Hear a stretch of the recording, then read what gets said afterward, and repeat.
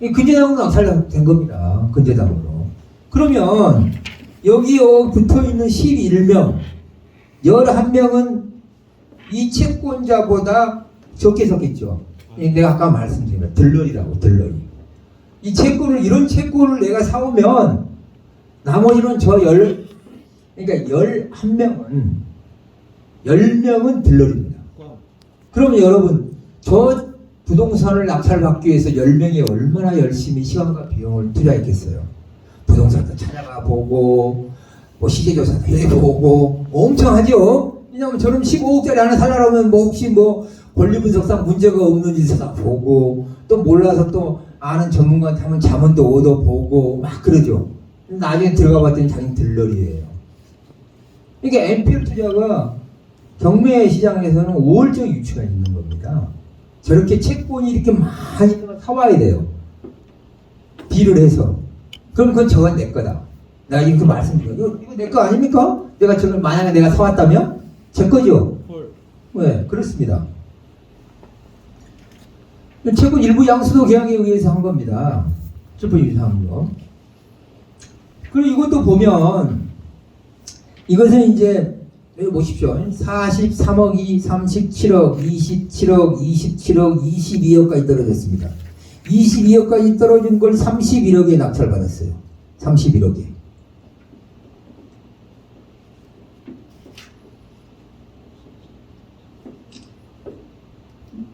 요 근저당을 하나은행 채권을 샀기 때문에 저게 가능했죠. 그러니까 저렇게 이제 높게 낙찰을 받는 방법은 두 가지. 첫 번째, 대출을 많이 받기 위해서. 당연하겠죠. 대출을 많이 받기. 낮게 낙찰을 받으면 낮게 대출이 나오죠. 높게. 두 번째는 나중에 매각할 때 저 가격 대비해서 매각 가격 차액이 줄어들죠. 단 소유권 이전 비용은 좀 더 들겠죠. 그죠? 계산해야 됩니다. 내가 소유권 이전 비용이 좀 들더라도 높게 낙찰받는 게 유리하냐 낮게 낙찰받는 게 유리하냐 감안해서 해야 되겠죠. 근데 이제 부동산 양도 차익이 크기 때문에 그걸 감안하면 소유권 이전 비용을 투입해도 되죠. 근데 만약에 높게 받아서 대출금이 많이 나온다면 요즘 뭐 부채도 어떻게 활용하에 따라서 그게 이제 내 자산이 되느냐 아니면 리스크가 되느냐 하는 건데 여하튼 은행 대출은 많이 받으면 많이 받을수록 유리하다. 뭐 이게 뭐 기본 아니겠습니까? 왜? 우리는 일반적인 시세로 물건을 사지 않기 때문에. 그죠? 이거 일반 시세로 사는 거 아니지 않습니까? 이건 재고시장에서 도매가로 사오는 거기 때문에 대출을 많이 받으면 많이 받을수록 좋아요. 1년 지나면 다시 가격평가하면 시세로 나오기 때문에 그렇게 되죠.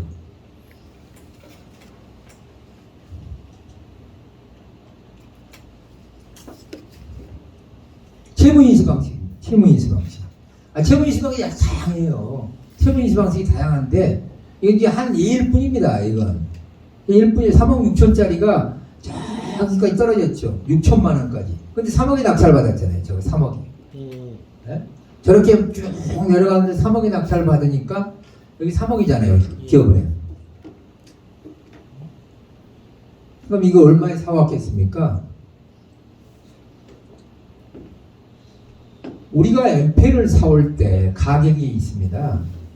자, 17%까지 떨어져서 6천만 원까지 떨어졌어요. 그러면 엠페를 살 때 6천만 원과 7,500만 원 사이에서 딜하겠죠. 그죠? 예. 이걸 좀 위에서 딜을 하겠습니까? 저기 경매 시장에서 이미 시장에서 검증된 가격이 나와 있는데 여기서 높게 사겠습니까? 싸죠. 저런 경우 저렇게 금액이 큰 경우에는 자기 돈 한 푼도 안 들어가요. 안 들어가고 그거보다 더 많은 대출을 받죠. 이게. 그런데 개인이 채무인수 방식으로 그러니까 제가 SM 매니저 있을 때 이 사람한테 판 거예요. 채무인수 방식으로. 지금 뭐 오래돼가지고 얼마에 지금 내가 팔았는지 기억이 잘 안 나는데 이렇게 판 방식이 있습니다. 채무 일부 양수 방식인데요. 다 비슷한 케이스입니다. 다 비슷한 케이스. 뭐 여기도 뭐 9억 1천에 낙찰 받았잖아요. 3명이 들어왔습니다. 근데 뭐 3억 8천, 3억 8천, 4억 8천, 8억 여기까지 올라갔잖아요. 네? 여러분이 이걸 보면 제가 아까도 말씀드렸습니다만 경매에서 NPL 업자, NPL 투자자하고 경매 입찰 참가자하고 경쟁했을 때 얼마나 NPL 투자자가 우월적인 위치에서 이 부동산을 얼마에 낙찰 받느냐고 고민하고 있는 거예요. 아니 이러죠. 유찰될 것은 전혀 생각하지 않고 저걸 내가 얼마에 낙찰을 받아야 되냐만 고민하면 됩니다. 이런 기법을 경매를 통해서 시세보다 싸게 안전하게 사는 방법과 기술을 알고 있다면 여러분이 경매로 들어가겠습니까? 담보연필로 들어가겠습니까? 저는 담보연필로 들어간다고 손들 겁니다. 이게 연필을 살 수 있다면, 그죠? 이거 살 수 있다면 뭐 경매로 왜 들어갑니까? 그러니까 투자 방법 자체가 차원이 틀립니다. 그런데 여러분이 이 투자 방식을 많이 아느냐? 여기 부동산에 관심이 많고 우리 아카데미에서 투자 여러 가지 방식을 알고 있어요. 근데 여기 잘 알고 있는 사람이 별로 없어요. 이거 충분히 이 투자 방법과 기술을 습득할 가치가 있다. 나중에 이제 제가 사례를 보여줍니다. 돈 번 사례를 보여드릴 거예요. 네. 지금 거기까지 얘기를 했는데 이해가 안 될 수도 있거든요. 저 9억 1천만 원이 네. 됐을 때 이제 예를 들어서 낙찰을 받았잖아요. 예. 그러면은 9억 1천만 원에 대한 그 대출을 몇 프로까지 청구할 수 있는지 그거 첫 번째 한번 좀 풀어주셔야 될 것 같고요. 네. 이게 9억 1천만 원이 왜 여기에서 그렇게 낙찰가를 썼는지 그 낙찰가를 쓴 거에 대한 내용을 좀 얘기를 해주셔야 이해가 될 것 같습니다. 네, 알겠습니다. 지금 이제 시간이 좀 이제 1시간 좀 됐는데요. 여기서 아까 우리 이사장님 말씀대로 추가 설명하면서 좀 복귀해서 질문을 받으면서 이해하고 다음 시간을 넘어가는 하도록 하겠습니다. 왜냐하면 이거 난이도가 굉장히 좀 난이도가 높습니다. 이런 일반 투자자나 그러니까 우리가 말하는 상권 분석이나 아니면 입지 분석을 통해서 경매로 투자하는 방식과 권리 분석을 통해서 경매 공매하나 또는 일반 투자 방식하고는 달라요. 금융 투자 방식이거든요. 그렇기 때문에 충분히 모르면 손들고 이해를 좀 해야 됩니다. 그럼 제가 이제 이사장님 말씀대로 알려드릴게요. 저 9억 1천만 원 낙찰 받는 건 당연히 대출을 받기 위해서 하는 겁니다. 대출을 받기 위해서요. 대출. 그러면 이제 여러분이 생각해 보십시오. 자, 9억 4천짜리를 9억 1천만 원에 낙찰 받았어요. 그러면 자 보십시오. 우리가 3억 8천에서 4억 8천 이 사이에서 NPL 가격이 정해진다 그랬죠? 전차가 하고 현재가 사이에서. 그러면 9억 천이면 자 LTV로 적용했을 때 자 50%면 얼마입니까? 그죠? 4억 4,500 되잖아요. 그럼 4억 4,500까지 대출을 받을 수 있다. LTV 50%. 이때는 안 그랬습니다. 이때는 높았어요. 그러면 내가 신용이 엄청 좋아. 제가요. 내가 MBA 채권자인데 내가 신용이 1등급입니다. 자산도 좀 있어. 은행에서 말하면 여기 봐봐. 여기 부동산이 다자치야. 그리고 뭐 매출 봐봐. 이렇게. 그러면 LTV 50만원입니까? 아니잖아요. 그죠? 자산가는 자산가일수록 NPL이 유리해요. 왜냐하면 은행은 변제 능력에 의해 가지고 대출 규모가 틀려지거든요. 지금같이 이제 무슨 LTV 뭐 아파트를 얘기하면 엄청 이제 내려갔습니다만은 저 때만 해도 그랬어요. 그러면 저거 9억 천이면 저 사람 왜 9억 천을 했겠습니까? LTV 낙찰가 어땠습니까? 보통 지금도 그래요. 낙찰가 70% 80% 이러지 않습니까? 법원에 가면 나라서 현실하시 찌라시 나라지죠? 70% 80%라고. 그럼 여러분 70% 80%면 어떻게 됐습니까? 내가 상가보다 더 많이 받는 거예요. 이게. 그 전략입니다. NPL의 큰 장점은 높은 가격에 낙찰을 받아서 은행을 어마어마하게 받는다. 그래서 내가 투자하는 투자이익은 은행 돈으로 다 떼온다.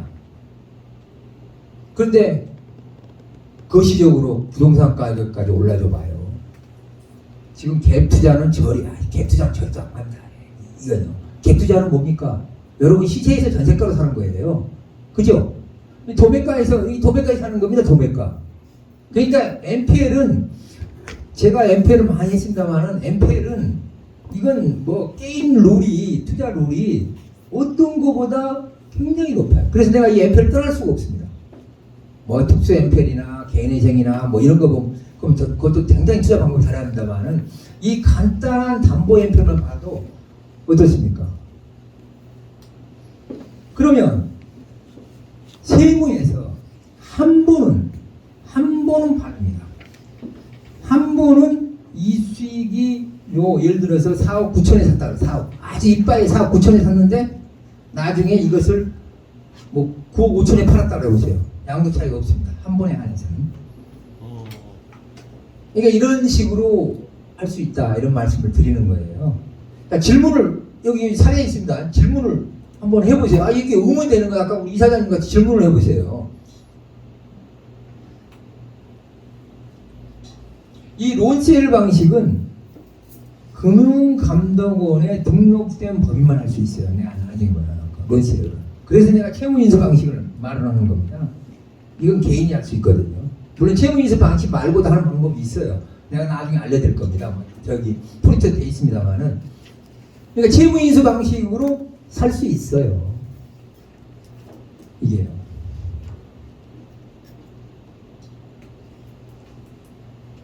이 사람 질문에 뭐죠? 이쪽에는 됐는데요. 네. 이쪽에 9억 천이 왜 그렇게 나왔는지, 그렇게 높이 썼는지 아, 그거에 대해서 좀 풀어주셔야 돼요.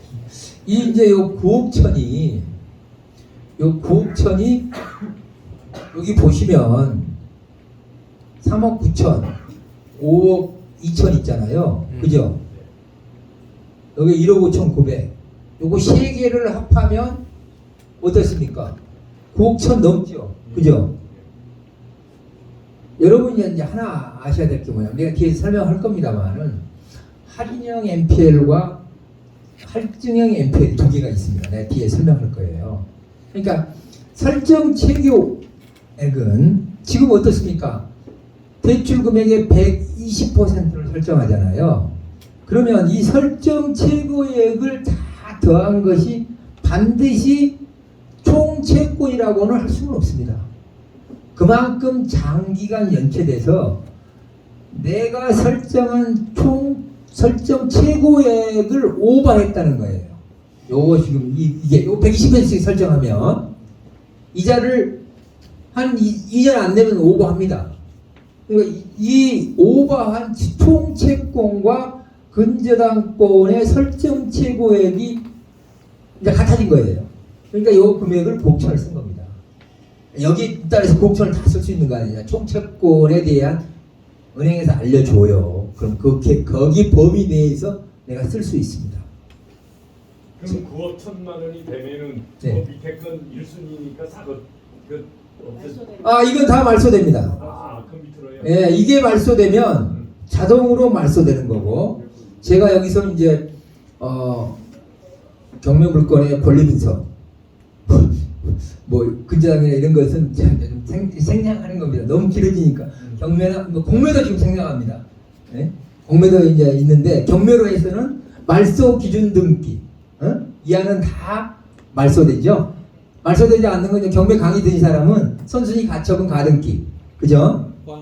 예, 여기에 이제 뭐 말소되지 않는 후순위도 몇 개 있지 않습니까? 그거 빼고는 다 말소되죠. 말소 기준 등기 이후에. 성파 세무서라고 와 있는 거 그것도 네. 말소돼요? 이 성과 세무서도 압류 등기도 말소됩니다.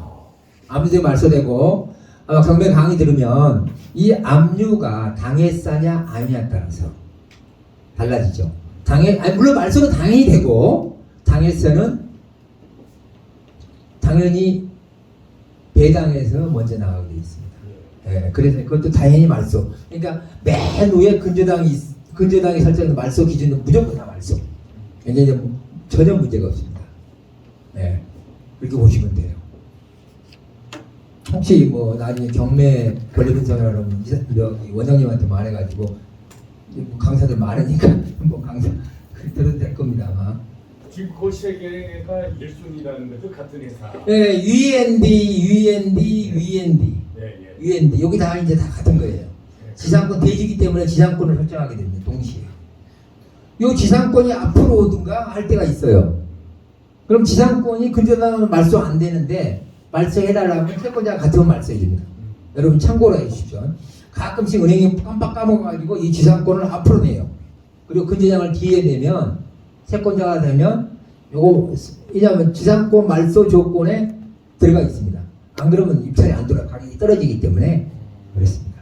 그 9억 1천만 원의 그 약속대로 이렇게 계약이 되면은 다른 사람이 절대로 못 들어오겠네요. 절대 못 들어옵니다. 아, 이 채권이 여기 이 감정가를 이빠이 되면 절대 아무도 못 들어옵니다. 여러분 경매 들어갈 때 싸게 들어가려지 높게 낙찰 받으려니까 가끔씩 컨설팅을 맡기면 컨설팅이 낙찰돼야지 컨설팅을 받으니까 좀 높게 써야 되는 그런 게 좀 있습니다만은 그러지 않습니다. 무조건 1등이에요. 그냥 내가 얼마 쓸까만 고민하는 거예요. 그러면 그렇게 썼을 때 내 비용이 얼마 들어가느냐, 어떤 게 유리하냐 그거 고민하지. 나 이거 낙찰 못 받을까봐 그건 절대 없습니다. 자, 그럼 마지막입니다. 네. 저쪽에 그 4억 8,500하고 3억 8,800 그 사이에 이제 NPL로 그 이쪽에 이제 그 약정을 할 거 아니겠어요? 예. 약정을 하면은 9억 1천만 원을 이렇게 썼다. 네. 약정은 대개 보면 뭐 4억 9천만 원이라고 가정하자고요. 네. 책으로 해서. 네. 그럼 9억 1천만 원을 썼어요. 낙찰로 받았어요. 네. 그러면은 나머지가 어떻게 되는 거예요? 네, 이렇게 됩니다. 이게 이제 채권 일부 양수도 사후 방식이라는 게 있어요. 이제 론세일 방식과 저 방식이 채권 일부 양수도 플러스 채무 인수 방식 그리고 론세일 방식. 론세일 방식은 요 유엔들을 내 이름으로 바꾸는 거기 때문에 금액에 대해서는 고민할 거 없어요. 내가 얼마에 사왔는가 중요합니다. 그런데 채권 일부 양수 플러스 채무 인수 방식은 내가 돈 주고 사지 않습니다. 그러니까 론세일 방식 같이 내가 돈을 주고 사는 게 아니에요. 계약금만 걸어요. 계약금 걸고 내가 입찰에 참가합니다. 그러면 예를 들어서 3억 8,800에서 4억 8천이야. 500이야. 그런데 내가 4억 7천에 샀어. 4억 7천에. 그러면 4억 7천까지는 채권자가 배당에 갑니다. 아니죠. 4억 7천까지는 우리가 계약이 돼 있어. 그러면 9억 천에 낙찰 받았잖아요. 4억 7천은 얘들이 가져가고 나머지를 나한테 반환해줘요. 돌려줍니다. 돌려줘. 그러면 채권 인수 방식이 상당히 너 안 돌려주면 어때? 그렇기 때문에 제가 말씀드리는 거예요. 이게 그러니까 이 채무 인수 방식을 제가 장담할 수 있는 건 뭐냐면 까먹을 수도 있습니다만은 자 1금융권 은행이 팔아요. 어떻게 판단했죠? 500억에서 1000억씩 풀로. 그럼 이건 아무나 못 삽니다. 아무나 못 사기 때문에 유앙코. 요 유앙코라는 회사는 시중은행 5개 회사가 투자한 회사예요. 자본금 1조가 넘습니다. 요 대신에 이번 대신 금융금이 있죠? 회사에. 하나 FNI는 하나 금융그룹이 있죠? 여기 투자회사입니다. 키움은 우리 키움저축이 있죠? 여기 다 우리 종합, 우리 금융금이에요. 요 이지수 사상 다 미래에셋, 다 신용이 있는 회사입니다. 사기 안 친다는 걸 내가 얘기하려는 겁니다. 계약하면 다 돌려줘요. 그래서 여기 해도 됩니다, 여기는. 저는 이제 유앙코 하나 FNI, 미래에셋, 하나 FNI 유앙코, 그 쪽에서 업무 에셋이 AMS였습니다. 그러니까 이거 나도 많이 했거든요. 절대 그 계약서 써놓고 이거 뭐 사기치기 나지 않습니다. 그래서 채무인수 방식은 여기서만 할 수 있어요. 신용이 있기 때문에. 그래서 채무인수 방식으로 아까 말씀대로 해도 문제 없다 이렇게 하는 겁니다. 이게 다 돌려줍니다. 그러면 자 9억 1천에 낙찰받았어. 자 9억 1천에 낙찰받았습니다. 9억 1천에 낙찰받았는데 사실은 4억 7천에 샀어. 그럼 9억 7천을 전부 납부해야 됩니다. 그죠? 그럼 9억 7천 가지고 대출받아요. 나중에 돌려받을 겁니다. 그럼 9억 7천 가지고 대출을 이빨 받아. 그럼 난 자기 돈 넣고 4억 7천은 여기서 가져가고 나머지는 돌려줘요. 채권 일부 양서 방식. 너는 9억 1천 가지고 대출을 너 능력껏 받아봐. 이거거든요. 능력껏. 그런데 과거에는 채무인수 방식은 채무인수 방식이 경매에 딱 뜨니까 은행들이 다 알아가지고 이거 채무인수 방식으로 한 거니까 저거 너무 높게 많이가 이래. 그걸 없애. 유황코나 이런 데서 안 나오게 만듭니다. 안 나오게. 너 마음껏 대출 받아봐. 그러는 겁니다. 이렇게 또 그런 방식을 또 해줘요. 그래. 이거 조금 은행 간에 서로 이렇게 노출 안 시키려고 하고 있는 게 금융기법이거든요. 옛날에는 그냥 몰랐어요. 그러니까 막 받았는데 이제 은행도 눈치를 채가지고 이제 그걸 없애는 방법이 있습니다. 그런 식으로 해서 채무인수 방식으로 하시면 된다 이런 말씀. 거기 하나만 더요. 네, 좀 죄송합니다. 괜찮아요. 질문 많이 하세요. 거기에 등록세, 취득세는 그 얼마로 기재가 되나요? 그 9억 1천에 대한 취등록세 나오죠. 아, 그렇게요? 그럼요. 아니 양도할 거 생각해 주세요. 아니 있으면 4억 7천에 예를 들어 4억 7천 5억에 받아요. 그럼 이걸 나중에 9억 5천에 팔 거라 생각하세요. 그죠? 양도세 얼마나 세니까 양도세 내가 세금 때문에 아주 폭탄을 맞아가지고 죽을 지경이 제가 세금 때문에 아주 그냥 뭐 저번에 3억 냈어요. 3억. 여러분 우리 알잖아요. 두 개의 강을 건너야 되는데 하나의 강은 굉장히 투자 수익이 많은 고수익, 하나는 굉장히 짧은 세금. 강을 그 두 개를 건너야 되는 그죠? 짧은 강을 세금을 덜 내는 방법 굉장히 중요하지 않습니까? 그래서 우리가 부동산 투자할 때는 세무사나 이렇게 데려서 강의를 한번 들어야 돼요. 이게 우리가 돈만 벌어먹으면 세금 다 내버리면 안 되니까. 그죠? 네. 4억 9천에 샀잖아요, 우리가. 네. 그럼 그 산 거가 어디 기재가 되나요? 양도세를 1,000원은 면제를 해주시면 두 번이나 세 번 이걸 업으로 하게 되면 그 4억 9천이나 여기에서 9억 1천 아니 9억 5천에 팔면 9억 5천에 대한 양도 차이가 크겠다는 거잖아요. 그게 어디 기재가 되나요? 그거는 이제 뭐 나중에 신고를 하거나 그러면 이제 도통 나겠죠. 뭐 모른 척 한다고 해서 아니 제가 말씀드리는 거죠. 이게 난 솔직히 말씀드려요. 왜 그러냐면 지금 내가 모른 척 그렇게 해놓고도 모른 척 한 번은 법으로 돼 있습니다. 근데 모른 척 한다고 해서 그게 모르면 좋던데 불똥 나오면 나중에 중과세 내야 되잖아요. 그러니까 이제 법인으로 많이 합니다. 법인은 법인세 내지 않습니까? 네, 법인으로 하면 법인세 내면 됩니다. 수익이 2억이면 10% 이상이면 20% 되지 않습니까? 네. 뭐 양도소득세 뭐 안 내니까 그렇게 하시면 돼요. 이제 그 세부 부분은 잘 이렇게 디테일하게 해야 됩니다. 나는 이제 이 부분에서는 투자 기법, 여러분이 전혀 생소하고 전혀 아니면서도 파워가 굉장히 센. 우리 다 이걸로 다 끝내는 거거든요. 저희들은 이걸로. 남들은 모르고 당당하게 들어갔다가 입찰 탁 투입하고 양 딱 재고 부를 때 와 하고 부르죠. 저 사람 미친 사람 아니냐 하면서. 네? 그죠? 그렇게 이제 많이 했습니다. 저는. 자, 여기서 하나만 더. 네. 사후 정산 한다고 했잖아요. 네, 예. 그 4억 9천 원이라고 할 때 9억 천이면은 저쪽 4억 9천만 주고 나머지를 이제 돌려받는다고 했잖아요. 네. 그런 거 차익에 대한 세금은 어떻게 정산? 네, 한 번은 봐주고요. 한 번은. 네, 한 번은 봐줍니다. 왜 그러냐면 우리가 업이라는 것은 2번 이상이거든요. 이게 한 번은 업이 아니에요. 한 번은 업이 아닙니다. 두 번이 돼야지 업이 되는 겁니다. 그러니까 한 번은 봐주는 거예요. 아, 그것이 한 번이. 네, 그게 한 번입니다. 예. 두 번이라는 거. 네, 그래서 한 번은 봐줘요. 그래서 한 번은 그 큰. 기간은 없고요. 네? 기간은 한 번 봐주는 그 기간은 정해져 있나요? 계속 한 번 하고. 한 사람이 두 번 하면 한 사람이 두 번 하면 걸리지만 않으면 되겠죠. 걸리지만 않은데 한 번이 안전하다. 내가 두 번이 된다, 뭐 10년 뒤에 두 번이 된다, 그럼 내가 장담 못 하겠습니다. 왜냐하면 그건 세무상 알아 찾아야 되는데, 세무 공무원이 못 찾으면 좋은데, 찾으면 또 걸려들잖아요. 그러니까 정법이 아니니까 원칙대로 한 번만. 응?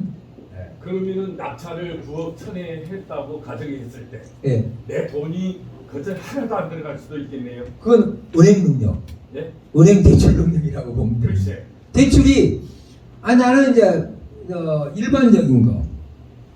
경매장에 가면 찌라시 뿌려주죠. 70% 80% 낙찰 정금 대출. 그죠? 예. 그 믿거나 말거나 그건 사실. 90%까지도 가능할 수 예? 있다고. 90%까지도. 그러니까 은행이 은행 거리만 좋으면요 해줍니다. 해줘요. 왜 그러냐면 은행은 변제 능력 보고 이런 거 보고 하는 거지 낙찰가 보고요. 할머니가 낙찰이다 대출 안 해주잖아요. 그죠? 그거 마찬가지입니다. 자기 능력이 달려 있어요. 그러니까 사업체를 뭐 공장을 크게 운영하는 사람은 돈을 많이 벌더라고. 큰 걸 해가지고 자기 돈을 한 푼도 안 들어가고 다 뽑아내더라고. 그냥 그걸 터잡아가지고 거기 매출도 나오지 뭐 하니까 그런 식으로 해서 제2 공장을 사버립니다. 그냥 대출 하나 아니 자기 돈 하나도 안 돼요. MP를 통해서. 그래서 내한테 의뢰도 많이 들어왔어요. 너무 공장이 커서 경매물건이 잘 안 나와요. 뭐 예를 들어서 뭐 2,000평짜리. 그러니까 자기는 이제 1공장이 있으니까 뭐 그런 식으로 합니다. 근데 우리는 이제 조그만 거부터 하나씩 시작해야죠. 지금 사후 전산에 대한 이제 질문을 통해서 충분히 풀어냈는데요. 네. 혹시 네. 하시다가 질문이 있으면은 그 질문을 받고 이렇게 풀어가는 것이 제가 보기에는 오늘 수업이 상당히 생산적일 것 같아요. 저도 굉장히 환영합니다. 왜 그러냐면 이게 일반 경매 강의나 이런 게 아니기 때문에 이런 강의가 없어요. 없기 때문에 언제든지 의미 나오면 질문해 주세요. 왜냐하면 내가 지금 MPL을 투자한다는 입장에서 질문을 해주세요. 그리고 아마 강의를 잘 이렇게 안 할 겁니다. 왜냐하면 이렇게 많은 뭐 1조 3천원까지 해본 사람이 별로 없고 또 거기에 이제 뭐 금융회사 아까 말하는 미래에서 이런 사람 다 강의 안 해요. 현직에 있는 사람 강의 안 합니다. 그런 것 때문에 강의가 좀 희소성이 있습니다. 그래서 질문을 하셔가지고 접근 방법이나 이런 것을 한번 실행할 수 있으니까 강의 중에서도 언제 선두르면 제가 강의합니다. 저 마지막으로 하나 더. 그럼 MPL 그 상품을 그 물건을 찾으려고 하면 어디서 찾아야 되는지? 그건 이제 뒤에서 내가 이게 안 나왔는데 사실 이제 이 MPL 문화가 특화되다 보니까 저기 물건 찾기가 쉽지 않습니다. 그건 이제 현실이에요. 그렇기 때문에 희소성이 있는 거죠. 희소성이 있으니까 수익률이 높죠. 이제 이게 보면 저희가 이 강의를 통해서 바로 MPL 할 수 있는 거 좀 쉽지는 않아요. 이런 방법과 이런 기술 큰 개요로 말씀드리는 겁니다. 이제 여기 홈페이지가 있습니다. 홈페이지에 다 물건이 띄어져 있어요. 홈페이지에 물건이 띄어져 있는데 전화해서 내가 하느냐 물어보면 됩니다. 이게 두 가지 방법이에요. 경매 물건을 통해서 MPL을 찾는 방법. 여기 홈페이지를 통해서 MPL을 찾는 방법. 두 가지가 있습니다. 두 가지 방법을 이제 시간이 없어가지고 그것까지 이제 뭐 나중에 강의를 뭐 이런 것도 있는데 그건 좀 그렇고 그래서 시간 한계가 있으니까 우리 MPL이 어느 식으로 어떤 식으로 흘러가느냐 이런 투자 기법이 공부할 만하다. 그러면 이제 공부하기 위해서는 책을 사야 되겠죠. 그러면서 이제 접근해야 됩니다. 이거 하나 가지고 딱 끝내지는 않겠죠. 여기서 가장 중요한 것은 MPL 투자를 통해서 고수익을 올릴 수 있구나 하는 방법, 그리고 내가 개념부터 시작해서 어떤 기법을 좀 뭐라 그럴까 배워야 되겠다 하는 어떤 그 정도 단계까지 보시면 될 것 같고요. 시간이 있으니까 좀 5분 정도 쉬었다가 하도록 하겠습니다. 하나만 더 네. 마무리 짓고 하나 시키기 좋겠어요. 아까 5가지 네. 자산 건전성 유지 기준 있잖아요. 네. 그거 하나만 한 번 더. 네. 그리고 좀 쉬었다 하더라도 네. 좋을 것 같아요. 여기 보면 자산 건전성 5가지가 이제 있어요. 우리가 네. 대개 보면은 부동산 대출을 많이 지금 이루어지고 있거든요. 네. 주택담보대출이. 예. 근데 저기서 정상 노주의 보정이라고 있잖아요. 예, 예. 그러면은 4개월 때 있을 때 바로 이렇게 저 유동화 회사로 네. 저 담보 근저당돼 있는 넘어가는지 그것만 하나 좀 해주면 많은 자극이 될 것 같아요. 예, 요 고정이 3개월 이상입니다. 고정. 연체가 3개월 이상입니다. 이 고정이 되면 가지고 있기 부담스러워요, 은행이. 은행이 부담스럽기 때문에 여기서 독촉이 심해지죠. 그래서 일부에는 고정이 된 다음에 바로 팔아버리라고 해요. 그러면 이제 이것은 할인형이 아니고 할주형이 됩니다. 3개월 연체 이자를 껴안고 살 수 있어요. 바로. 그러니까 3개월만 되면 은행이 가지고 있으면 안 됩니다. 그럼 바로 이 고정이기 때문에 자산 건전성에 의해서 계속 충당금 채워야 돼요. 그러니까 빨리 팔아야 돼요, 은행이. 파는 방법은 은행의 정책이 있죠. 모아서 파느냐, 개별로 파느냐. 근데 읽으면 거는 개별로 안 팝니다. 옛날에 팔았는데 너무 말이 많아. 왜 말이 많아? 팔아놨더니 갑자기 은행이 홍길동으로 변해가지고 독촉이 들어와. 그러니까 은행이 깜짝 놀라는 거예요. 그죠? 아이고, 일단 국민은행에 있던 채권이 홍길동이가 돼가지고 너 돈 갚아! 그러니까 뭐야, 나 은행에서 받았는데. 그러니까 민원 때문에 읽으면 개인이 안 팝니다. 네. 그래서 풀로 팔아가지고 어디로 팔아가? 유한코나 팔아서 거기서 팔게끔 해야죠. 그럼 3개월 이상 그 연체가 되면은 안 되겠네요. 그럼 안 되지. 은행 안 됩니다. 은행 받죠. 그거에 대한 자극이 좀 필요해요. 네, 그래서 이 부분이 굉장히 중요합니다. 고정. 그리고 이제 경매로 들어간 것은 고정이 한참 지난 것들. 경매 입찰까지 가려면 거의 짧으면 8개월, 길면 1년 이상 걸리거든요. 그럼 연체가 벌써 몇 개월입니까? 그러니까 그때도 막 팔려고 그러죠. 네, 그렇게 돼 있습니다. 예. 또 5분 쉬었다가 예. 하시고 하고요. 그 사이에 질문 있으면 언제든지 해주십시오. 네. 예.